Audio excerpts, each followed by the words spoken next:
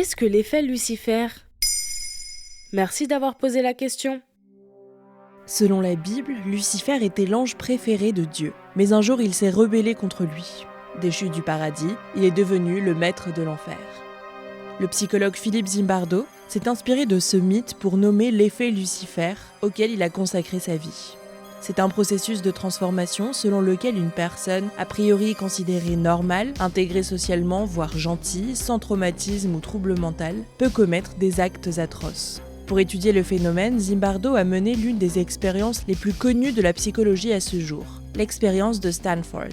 Elle continue de susciter la fascination aujourd'hui et est encore citée comme exemple dans les tribunaux du monde entier.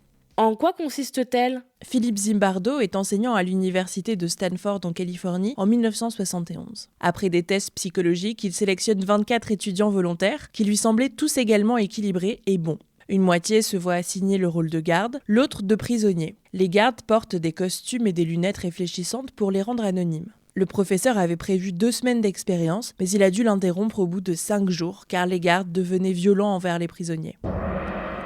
Et comment Zimbardo explique-t-il cela ? Selon lui, le mal n'est pas une essence chez les gens, mais il peut survenir dans des circonstances particulières. Un contexte social, une situation personnelle, peut être un élément déclencheur pour qu'une personne franchisse le cap de la cruauté.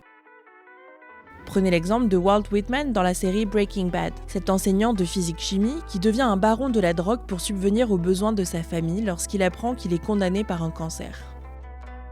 Les mécanismes psychologiques à l'œuvre sont divers. Le besoin d'être accepté par un groupe, le sentiment de déresponsabilisation par le groupe ou par l'autorité, la peur ou encore le désengagement moral, c'est-à-dire la capacité des individus à se tromper eux-mêmes en se persuadant qu'une action moralement inacceptable est correcte.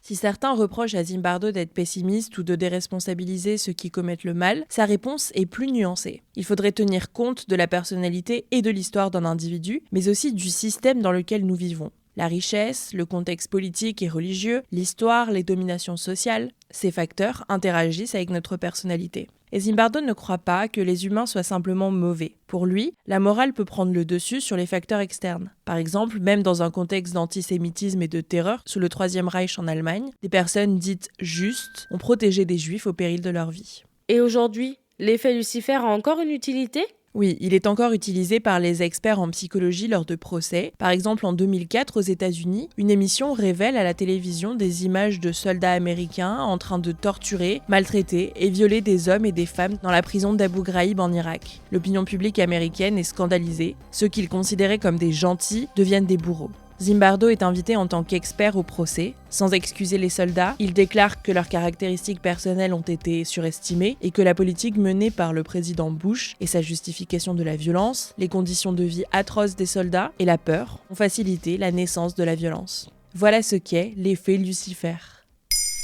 Maintenant, vous savez, un épisode écrit et réalisé par Antonella Francini. Ce podcast est disponible sur toutes les plateformes audio et si cet épisode vous a plu, n'hésitez pas à laisser des commentaires ou des étoiles sur vos applis de podcast préférés.